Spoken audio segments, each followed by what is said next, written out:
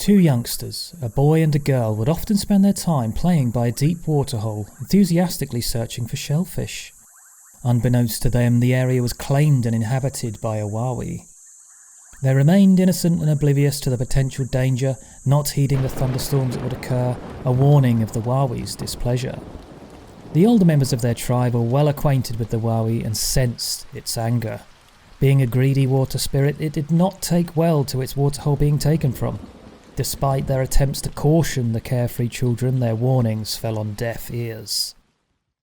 The boy and the girl grew closer over the years, and the waterhole became a secluded spot the two could meet, away from the prying eyes of the tribe.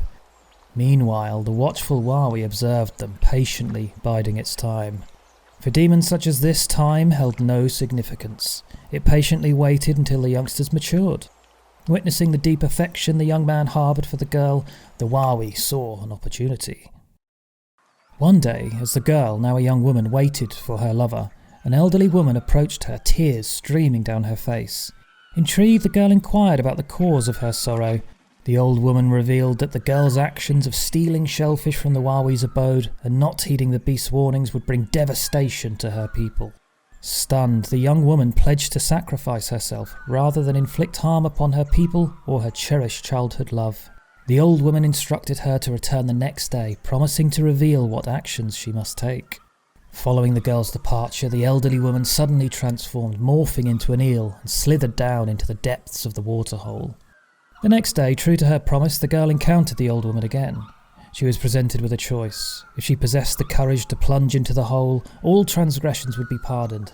Otherwise, the Wahwee would summon rains to devastate the village. Solemnly considering her tribe's best interests, the girl agreed to follow the old woman into the waterhole. Upon the boy's arrival to meet his beloved, she was nowhere to be found.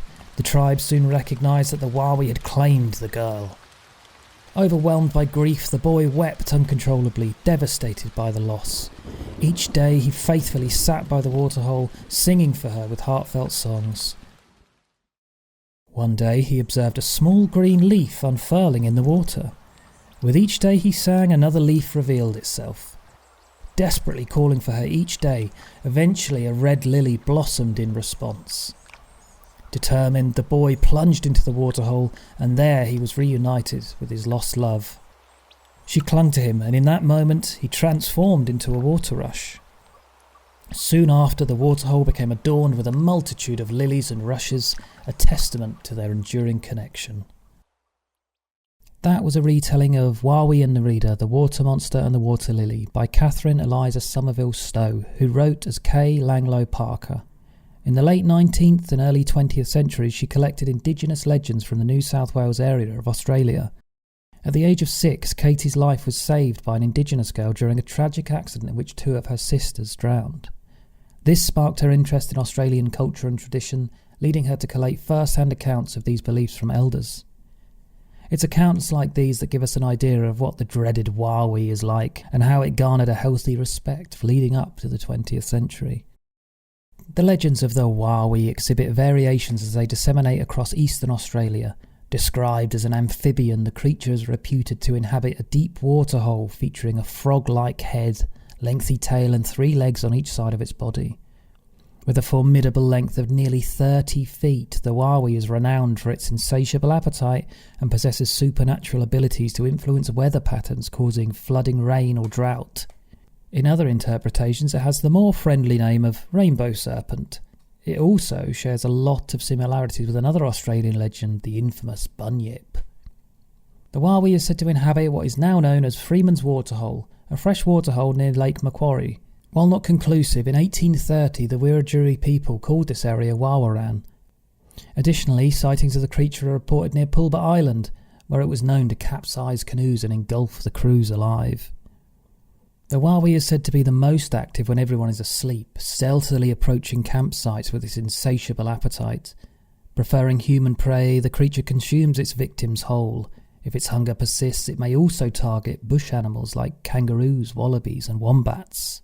The Wahwee possesses the magical ability to alter its size dramatically, ranging from a few inches to prodigious proportions. According to the legends, one of the ancestors of the Wahwee is associated with the black streak in the Milky Way positioned towards the Southern Cross. Song seems to be a recurring theme with the creature too. An account from 1904, the surveyor R.H. Matthews spoke of how new songs were attained by the Wiradjuri people of central New South Wales used in meetings or ceremonies of Indigenous Australian people. In this instance, the Wahwee is described as a more anthropomorphic creature with a wife and a child. A doctor or clever man holds the privilege of encountering the Wahwee, albeit with the strict prohibition of approaching the creature's family. The ritual for such a visit involves the man painting his entire body with red ochre. He embarks on a journey during a rainstorm, tracking a rainbow until its end aligns with the waterhole housing the Wahwee. He dives under the bank and the creature leads him into its den, singing a new song intended for the corroboree. The man diligently repeats the song until he masters it, then retraces his steps to his community. Recognizing his return when he's adorned in red paint and singing, the community understands that he has communed with the Wahwee. He then invites other elders into the wilderness where they strip bark from trees and adorn them with various designs using coloured clays.